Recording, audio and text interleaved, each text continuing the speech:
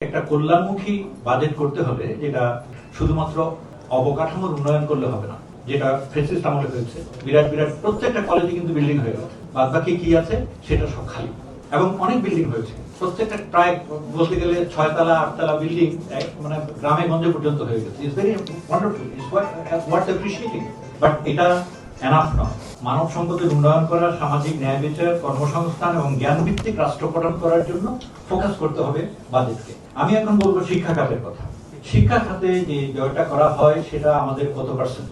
এই আমার কাছে লিস্ট আছে ফর মেনি ইয়ার্স। আমাদের যা হচ্ছে এটা অ্যাভারেজ করলে দেখা যায় it is just 1.8 to 2% of our GDP. আর আমাদের টোটাল বাজেটে 11-12 ম্যাক্সিমাম 13%। এটাতে চলে না। এটা সাজেস্ট করা হচ্ছে যে কমপক্ষে 7 to 8% of GDP should be given in the budget. And আমাদের বাজেটের কমপক্ষে 20%, আমি বলবো আরো বেশি। এখানে আমি একটা গল্প বলি। কোরিয়ান ওয়ারের পরে সাউথ কোরিয়া যখন নতুন করে রাষ্ট্র গঠন করা শুরু করলো, তাদের এডুকেশন মিনিস্টার দাঁড়ালো বাজেট নিয়ে। তো সে এডুকেশন মিনিস্টার যে বাজেট দিল সেটা হলো টোটাল রাষ্ট্রীয় বাজেটের চেয়ে বেশি। সব এমপিরা হা হা হো হো করে হেসে তাকে রীতিমতো বেইজ্জত করানো। এবার এডুকেশন মিনিস্টার দাঁড়ালো, he spoke for only 40 minutes. তারপর যখন ভোট হলো 7% সিনেট সদস্য এর পক্ষে ভোট দিল যে না, আমাদের যত টোটাল বাজেট তার চেয়ে বেশি হবে এডুকেশন বাজেট। কেন?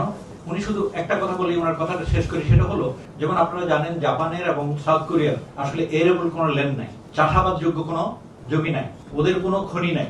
তা আছে কি? They don't have anything really. তখন এডুকেশন মিনিস্টার বলল, হ্যাঁ আমার মানব সম্পদ আছে, এটাকে আমরা ডেভেলপ করব, এটাকে আমরা এক্সপোর্ট করব। এন্ড আপনি দেখেন আজকে এত বছরে south Korea has done it. He's done it wonderfully. আমরা কেন পারবো না? আমাদের বাংলাদেশি ইয়ুথদের, বাংলাদেশি স্টুডেন্টদের যে capacity, our youths are very smart. ওদেরকে একটু টেইমিং করেন, একটু টিউনিং করেন, একটু মোটিভেট করেন, ছেড়ে দেন, in the world stage they will show you the magic.